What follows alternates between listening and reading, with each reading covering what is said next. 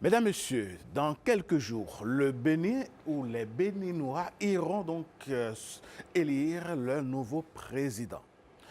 En 2026, le pays a connu ce que nous avons appelé les élections générales. Pendant longtemps, l'opposition s'est concertée. Il existe d'ailleurs un cadre de concertation de l'opposition béninoise.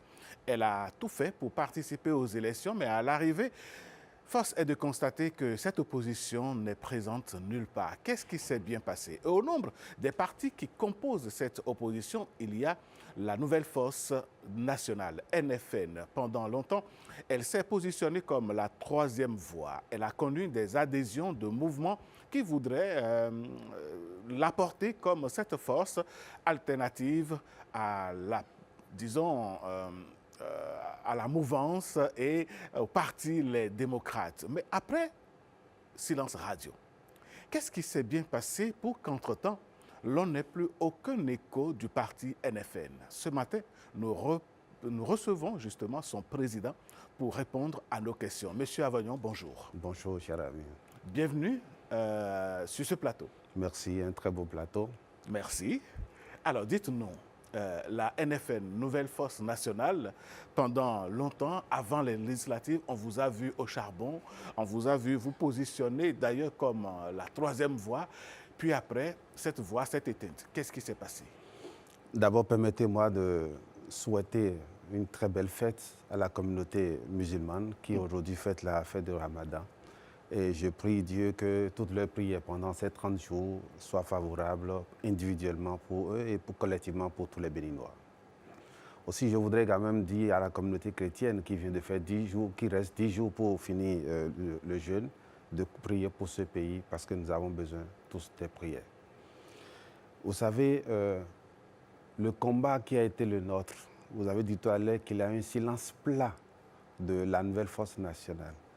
Pour qui nous suit, pour qui connaît notre posture, les valeurs, les projets dont nous étions porteurs, nous sommes porteurs, doit pouvoir comprendre le sens de notre silence.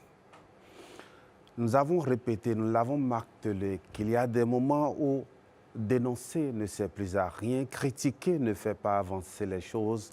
Il faut agir, il faut travailler, afin que les Béninois puissent voir leurs conditions de vie changer, améliorer à travers les gouvernances. Et le 2026 était, j'ai dit bien était, un grand rendez-vous pour que cette alternative puisse parvenir.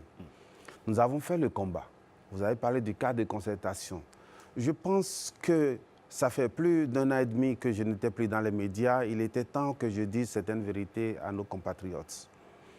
Au début du cadre de concertation, tous n'étaient pas appelés parce qu'il y avait tellement de problèmes à l'interne. Nous étions ceux qui ont pris le devant pour tenter de réconcilier les gens, que ce soit le groupe d'Aïvo. Même l'aîné Guédo de JSR n'était même pas partie prenante parce qu'il avait des problèmes avec les démocrates. Tébé n'était même pas présagé pour être dans le cadre de concertation. FCBE, qui jouait toujours son jeu habituel, nous avons essayé de les appeler tous pour que nous puissions créer le cadre de concertation. Mais que ce soit clair dans l'esprit de nos compatriotes. L'objectif du cadre de concertation, ce n'était pas d'aller aux élections. La forme d'aller aux élections n'était pas définie. Il était important pour nous de pouvoir dévisser les verrouillages qui étaient mis sur notre chemin, qui se dressaient sur des élections libres et faire tout le combat afin que les Béninois aient la possibilité de choisir leurs propres dirigeants. C'était ce que nous nous sommes dit au sein du cadre de concertation quand on l'a mis. Mais à l'arrivée, il fallait aborder au-delà de la question du code électoral, au-delà de la question de la liste électorale pour laquelle nous avons fait un combat formidable, et je remercie tous les acteurs et ceux de la société civile, il fallait aborder maintenant les élections. Nous nous sommes dit non, mettons en place, discutons pour de la forme sur laquelle nous devons aller aux élections. Est-ce qu'il faut aller aux élections individuellement? Est-ce qu'il faut aller aux élections groupées? Quel est le mécanisme que nous mettons en place? Et nous avons mis en place un comité qui devait réfléchir pour nous faire des propositions. Figurez-vous, les démocrates qui étaient ceux qui présidaient cette commission ont fait 6 mois sans convoquer la commission. Pourquoi? Je ne peux pas répondre pour l'instant, parce que je n'étais pas démocrate, je ne suis pas, je ne le serai pas. Deuxième chose, Nous nous sommes dit, dans un tel contexte, vous vous rappelez de ce qui s'est passé, la guerre Talon-Yahi prenait une autre ampleur. Nous nous sommes dit, bon, aidons-les. Et je pense en réalité, quand les gens pensent qu'aucun résultat n'a été constitué, moi je pense qu'il y a eu des résultats concrets dans lesquels je vais partager avec mes compatriotes tout à l'heure. Il a fallu que nous puissions entreprendre cette bataille de la troisième voie, où le groupe qui soutenait Bokar Olivier, qui était désemparé, cherchait un repère. Il y a beaucoup de partis politiques qui avaient déposé les dossiers, qui n'avaient pas le récépissé. Il y a beaucoup de mouvements qui cherchaient à aller aux élections. Donc nous avons réuni tous ces acteurs-là. Et ça a été ce que la NFN avait fait de mauvais. En espace de quelques minutes, il y a eu un tapage. La Voyons veut faire ci, la Voyons veut faire... Au syndicat de concertation, c'est moi qui étais la peste. Et donc, je leur ai dit, on a convoqué une réunion de crise. On dit, vous avez dit que vous voulez mettre fin à la guerre Talon-Yahi. J'ai dit oui. J'ai dit, donc vous ne voulez pas que la guerre Talon-Yahi cesse. Donc, cette commission qui n'a pas travaillé pendant 6 mois, 24 heures, à siéger, a donné les résultats. Et donc, il a fallu que nous nous parlions de la troisième voie, que le cadre de concertation puisse réunir et nous dire comment nous allons aux élections. Il y avait 3 options. Et finalement, nous avons choisi une seule option. Il faut aller aux élections avec 2 listes. Parce que le pouvoir en place avait 3 au moins partis, mais 4 qui voulaient aller aux élections. Finalement, c'est 3. Je dis 3,5 qui sont allés aux élections. Et donc, il y a les démocrates qui devaient être la première liste. Et la deuxième liste, quel était le parti? Tepé dit que moi, je n'ai pas d'objection. Je ne voulais pas trop aller aux élections. Tant mieux. Alors, il restait JSR et la Nouvelle Force Nationale, qui était JSR du Vieux Guédo. Aucun membre, aucun compartiment de cas de concertation ne voudrait dire c'est tel parti que nous devons faire. Allez vous entendre. Et quand vous allez aux réunions, ils jouent à de l'impartialité, au désintéressement, que ce soit Eda qui ne voulait pas de posture. Mais lui, je le félicite même pas pour tous ses soutiens. Il a dit, moi je voudrais que nous allions aux élections avec liste unique. Au moins il a l'honnêteté de le dire. Mais quand le groupe a dit deux listes, il n'avait pas le choix. Mais il n'avait pas de parti pris. Moi, je trouve que c'est une hypocrisie politique. Finalement, le cas Deuxième chose, oui, il y a Tébé qu'on a vu. Tous jouaient parce qu'ils avaient tous un autre agenda qui n'était pas l'agenda du groupe. Dans ces conditions où tout était vissé, les élections n'étaient plus possibles pour tout le monde, aller individuellement, ça n'avait pas de sens. Donc nous avons fait ce que nous devons faire et le résultat, vous avez vu, à un moment donné, nous nous sommes retirés. Nous sommes retirés pour dire, ça, il n'y a pas élection. Il ne faut pas perdre ni son C'est-à-dire que élection. le cadre de concertation de l'opposition a passé tout son temps à ne rien faire et que désormais, c'est un organe mort. Non, je ne le dirai pas. Aujourd'hui, je ne dirai pas que le cadre de concertation n'existe plus. Parce que nous, on est les derniers à rester dans le cadre de concertation. On a vu Tébé parti, on a vu JSC parti, les démocrates qui vont rencontrer Paul Humpé aujourd'hui. Vous savez, il a fallu peut-être qu'il y ait pas que les démocrates cherchent à rencontrer FCB aujourd'hui. Quand j'écoutais tout ce qui se disait de l'autre côté, et je plains pour le président Yahi, parce que je pense en réalité les Béninois doivent pouvoir le soutenir moralement. Parce que ce qu'il a vécu, il était à... Et d'ailleurs, c'est la même chose hein, quand on prend l'UP, quand on prend BR, quand on prend les démocrates. Je les appelle souvent affectueusement des boîtes à crabes.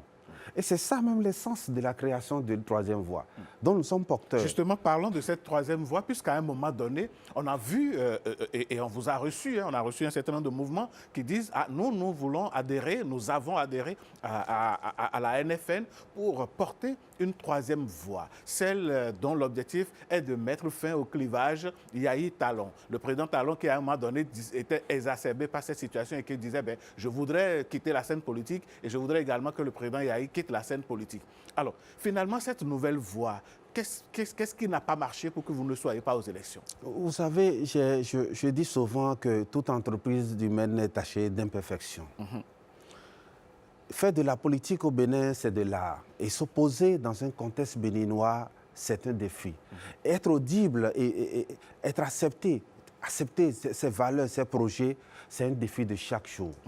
Entre la mouvance, l'enclume d'une mouvance vampiriste et d'une opposition que je refuse de qualifier,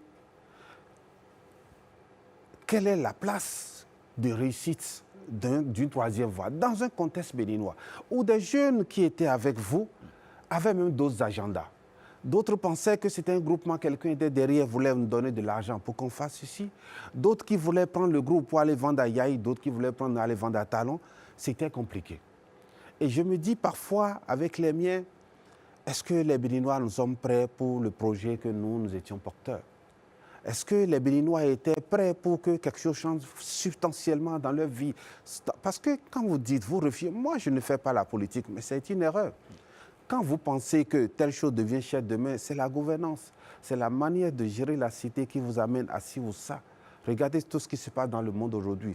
Donc, votre vie est gouvernée, votre existence est gouvernée par la manière dont vous êtes géré. Et donc, ce n'est pas une question de non, je ne fais pas la politique. Des jeunes qui n'ont aucune valeur politique, qui veulent faire troisième voie avec nous. Nous avons eu le temps de les découvrir, de savoir qu'ils n'étaient pas prêts pour ça. Et dans ces conditions, quand vous êtes la plupart, je voudrais féliciter un monsieur particulièrement. Il s'appelle Adankan Simon. Il a été constant. C'était le président du parti qu'on appelle, j'ai oublié le nom de son parti. Il a été constant de tout ce que nous sommes dit jusqu'à la fin. Mais par contre, il y a d'autres, hein, mais par contre, je ne vais pas citer de nom ici. Franchement, je pense qu'ils n'ont qu'à aller chercher à faire d'autres choses que de la politique. Et j'ai l'habitude de dire aux jeunes, quand vous voulez faire la politique, dans nos pays ailleurs, la politique est un métier. Non, au Bénin, en Afrique, la politique ne peut pas être un métier. Il y a des gens qui ne font rien et qui ne veulent que faire de la politique. Moi, je travaille quelque part, j'ai un revenu. Et la politique, c'est, je voudrais mettre en réalité mon expertise, mon expérience en tant que jeune au service de mon peuple à travers des valeurs que je défends. Alors, M. Avognon, nous sommes à quelques semaines de la présidentielle. Dans cette fièvre-là, votre parti, la Nouvelle Force Nationale, voudrait bien se faire entendre. Dites-nous, dites aux Béninois ce matin, est-ce que vous avez opéré un choix entre les deux duos candidats en lice? Non, je veux être clair. J'ai été toujours atypique dans mes prises de position. C'est vrai qu'il y a beaucoup voudraient savoir quelle est notre poursuite depuis un certain temps. On ne vous entend pas. Est-ce que c'est les déboires avec la justice qui fait que vous... Non, ça fait des mois avant cette affaire de justice que je ne suis plus, je ne venais plus dans les médias. Ça fait aujourd'hui peut-être 14 mois, non 16 mois exactement, que je ne suis plus venu dans les médias. Mais en tant que formation politique, à la veille des élections, il était important, même si nous n'arrivons pas à aller aux élections, de pouvoir nous prononcer. Dire aux Béninois, qu'est-ce que nous faisons par rapport à ces élections? Vous dites deux duos, non, je voudrais dire 1,5 duo, sinon un duo. Je veux être très clair, hein, moi je ne ferai pas langue de bois. Et par rapport à ces élections, si, dans un premier temps, je voulais rappeler quelque chose avant de répondre à la question. Oui, allez-y. Vous savez, on a l'impression qu'on a échoué, que l'opposition n'a rien fait, que la Nouvelle Force Nationale a mené un combat dans le vide. Je ne pense pas. Observez simplement, depuis 2017-2018 que nous avons commencé ce combat, ce que nous chantons surtout, c'est le renouvellement de la classe politique. Aujourd'hui, que ce soit le candidat de l'opposition, mon jeune frère Renoir Bodjo, et que ce soit Wadaïn Romiat, c'est les deux candidats sérieux que j'ai vus, c'était rien que de la quarantaine. En 2020, 2021, 2016, personne ne pouvait imaginer qu'une quarantaine pouvait être portée par ces... Enfin, je ne refuse pas de les qualifier, ces acteurs politiques pour être les candidats aux élections présidentielles. Nous l'avons chanté, même si le résultat constitué n'est pas en notre faveur, je pense que c'est une première victoire de la Nouvelle Force Nationale. Même si par rapport aux élections communales, il y a des jeunes qui sont d'aujourd'hui maires, des jeunes qui, la plupart, ne méritent pas parce que c'est des gens qui sont, comme l'a dit le président Talon, les jeunes qui ont des valeurs, les acteurs qui ont des valeurs ne sont pas des soumis. Ce sont seuls les soumis qui sont parvenus à être maires, à l'exception de quelques-uns. Il y a le maire d'Abomey que j'apprécie bien. Et donc, c'est dit que nous n'avons pas échoué. Nous avons influencé une dynamique que d'autres acteurs, d'autres groupes qui ne sont pas de notre chapelle politique ont dû porter pour avoir l'écho du peuple béninois. Alors aujourd'hui, où les élections s'annoncent, nous avions un projet de société qui est sur notre site qu'on appelle « Mettre le Bénin au travail ». Tout le monde dit, si nous ne travaillons pas, les choses ne changeront pas. Personne ne viendra changer chez nous ici. Et puisqu'il y avait pratiquement un seul duo, enfin, il y avait M. Wadaïn Romiat qui était candidat, parce que l'autre, même s'il gagne les élections, si tous les Béninois décident demain qu'il est élu, lui-même fera une déclaration pour dire qu'il n'a pas gagné les élections. Non, et pour attendez, moi, non, c'est mon opinion. Qu'est-ce qui vous permet... Oui, je suis d'accord. C'est mon opinion et je l'assume. Mais dites-nous, qu'est-ce qui vous permet, qu'est-ce qui fonde cette opinion-là? Comment pouvez-vous affirmer que même si demain Paul Ronquin, puisque c'est de lui qu'il s'agit, il y a deux duos aujourd'hui, s'il devient président demain, il ne va pas pouvoir assumer? Non, vous savez, Cette question, je parie que chaque Béninois qui nous répond, nous regarde aujourd'hui, a une réponse à ça. Et ça ne viendra pas certainement de ma bouche. J'ai mon opinion, je ne veux pas dire ça ici. Pour moi, il était important parce qu'on nous a empêchés d'aller aux élections. Est-ce qu'il faut croiser les bras ou bien demander aux Béninois de descendre dans les rues? Non, je ne pense pas que c'est le moment, c'est ce qui le Bénin. Moi, je n'ai que seul passeport. Je n'ai que seule la nation Bénin. Et j'ai dû dire aux nôtres, parce que nous n'avons pas été, on nous a empêchés d'aller aux élections. Nous avons des ambitions par rapport aux élections présidentielles à l'intérieur de la nouvelle force nationale. Parce que la question des parrainages ne nous était pas favorable. Parce que la question d'aller aux élections, tout était fait pour que nous ne puissions pas participer. Est-ce qu'il faut croiser ou bien se mettre dans une victimisation pendant 7 ans désormais? Au lieu de 5 ans, c'est 7 ans, pour ne pas dire 14 ans. Nous ne sommes pas aussi de la démarche où on dit non, rentrer dans les rangs. Il n'y a aucun rang dans lequel il faut rentrer, c'est le Bénin seul qui est le rang. Nous avons transmis officiellement notre projet de société. Extrait même, il y a ce qu'on appelle, au-delà du projet, les 5 initiatives phares auxquelles nous tenons. La révolution agricole, la justice, ce que c'est, la refonte de notre système éducatif, la question de la réorganisation de notre administration et surtout l'emploi des jeunes, que nous avons tenu de ces 2 documents que nous avons envoyés à l'intéressé. Bon, moi, je n'appelle pas Dieu parce que l'autre dame, on ne l'écoute même pas. Enfin, l'essence même de la réforme ne permet pas à la vice-présidente qu'on l'écoute ou bien quoi que ce soit.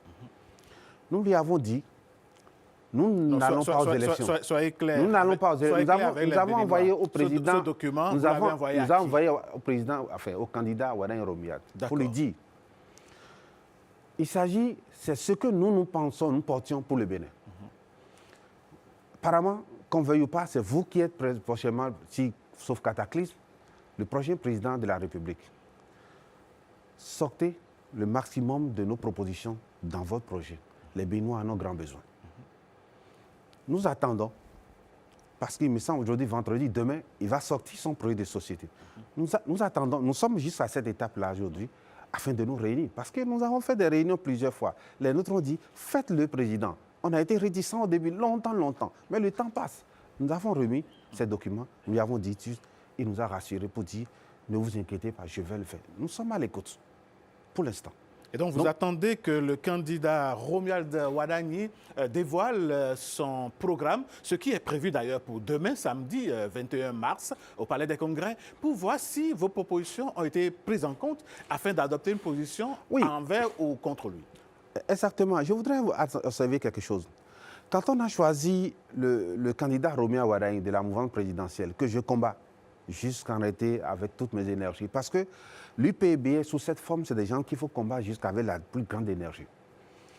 Quand on l'a choisi, personne n'a douté de sa capacité à faire le job. Enfin, si je vais utiliser l'expression du président Talon.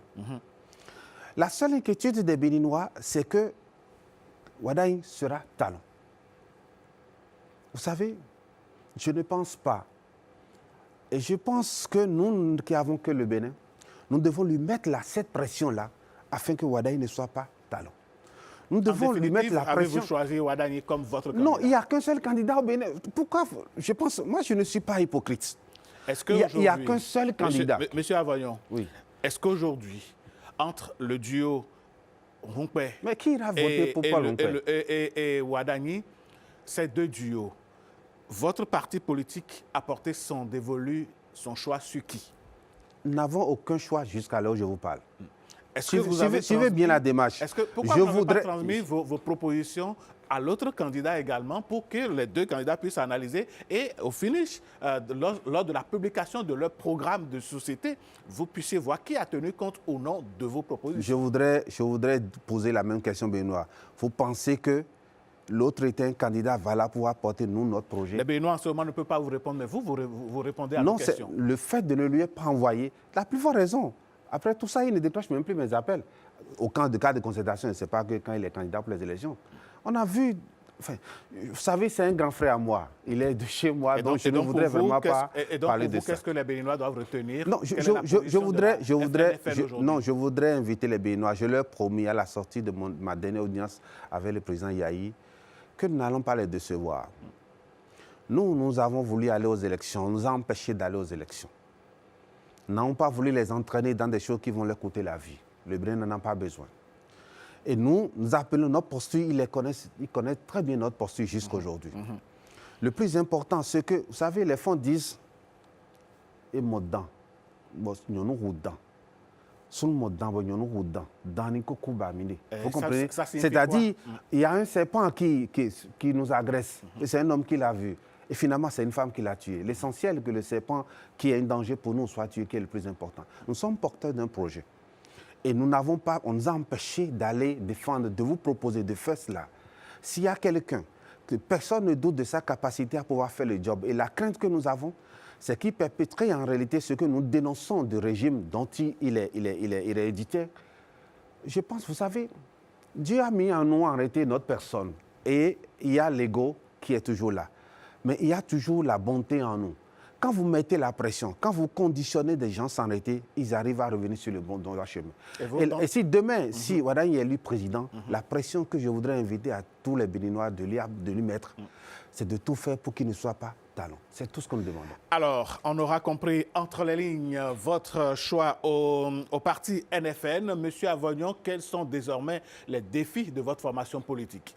Non, le défi, d'abord, il faut préciser qu'en réalité, que nous avons, dès cet instant, la contrainte de la loi de pouvoir nous vacuer, enfin, en termes de propositions, en termes de formation à l'interne de nos formations pour pouvoir préparer 2033.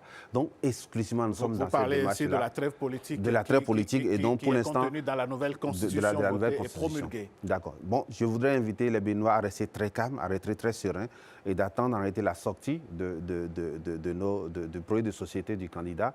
Nous allons décrypter ça, nous allons lui dire ça, nous ne sommes pas d'accord, ça, nous sommes d'accord. Faites ceci, et on verra bien la suite, vous le la savez, décision. Entre les propositions d'un candidat et la mise en œuvre de son action politique, une fois élu, il y a une grosse différence. Non, il y a le peuple qui met une pression. Observez très bien le président Patrice Talon. Le premier mandat, rupture, tout ça. Au deuxième mandat, qu'est-ce qu'il a dit?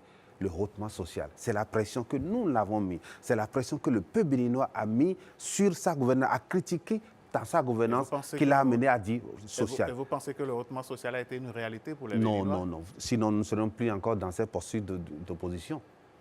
Monsieur Wilfrid Apollinaire Avognon, votre dernier mot. Je voudrais humblement dire deux choses. La première, si le candidat Romia Ouaddaï m'écoute, qu'il sache en réalité que personne ne doute de sa capacité à être président de la République. Seuls les gens sont inquiets parce qu'ils pensent qu'il sera le talon bis. Et moi, je pense en un fils de ce Bénin, en un fils peut-être d'un père que je connais très bien, il a sa personne, il voudra aimer plus les Béninois, comme le dit le clergé, il voudra bien aimer les Béninois plus que le Bénin. Deuxième chose, je voudrais inviter chaque Béninois de ne plus se mettre dans la poursuite de la guerre, non, tout ça. Non, mettons-lui la pression afin qu'il puisse faire ce dont nous avons besoin et non faire ce qu'il veut. Merci, M. Apollinaire Wilfrid Avognon. Je rappelle que vous êtes le président du parti politique Nouvelle Force Nationale. Vous étiez sur ce plateau pour nous parler désormais de la posture qui est celle de votre parti politique. On retiendra en général que vous attendez la sortie du programme de société, du projet de société du candidat Romuald Ouaddaï demain déjà pour voir s'il a tenu compte de vos propositions que vous lui avez transmises entre-temps et vous invitez les Béninois au calme et surtout à travailler en sorte que le pays soit tranquille et dans la paix. Merci à vous, on vous souhaite bon vent. Merci. Et revenez ici quand vous voulez, comme je le dis à tous nos invités, ici, c'est votre maison. Merci.